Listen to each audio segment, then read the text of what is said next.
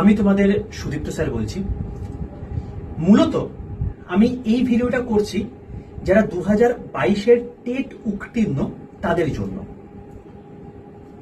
2022-এ যে টেটের পরীক্ষা হয়েছিল প্রাইমারি স্কুলে নিয়োগের জন্য, যেখানে আমরা এখন দাঁড়িয়ে দেখতে পাচ্ছি যে কোনো রকম করে বিভিন্ন বিদ্যালয়গুলো চলছে এবং কিছু বিদ্যালয় একটা শিক্ষক নিয়ে চালাচ্ছে এবং কিছু বিদ্যালয় প্রায় শেষের পথে, মানে কোনো শিক্ষকই নেই।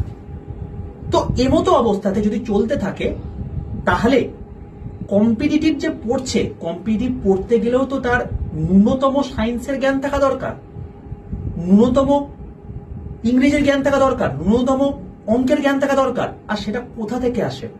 সেটা আসে হচ্ছে ছোটবেলা থেকে আমরা যে অক্ষরগুলো শিখি, একে চন্দ্র দুয়ে পক্ষ, যেগুলো আমরা শিখে এসেছি, যেগুলো আমাদের কাছে হয়তো খুব হাস্যকর মনে হচ্ছে, কিন্তু যে বাচ্চা আজকে ছোট থেকে বড় হচ্ছে এগুলো যদি না শেখে তাহলে কখনোই সে কিন্তু ক্যালকুলাস করতে পারবে না, সে কখনোই কিন্তু ইন্টিগ্রেশন করতে পারবে না, এবং সে কখনোই কিন্তু বাকি যে সমস্ত পরীক্ষার জন্য যা পড়াশোনা আছে সেগুলো করতে পারবে না।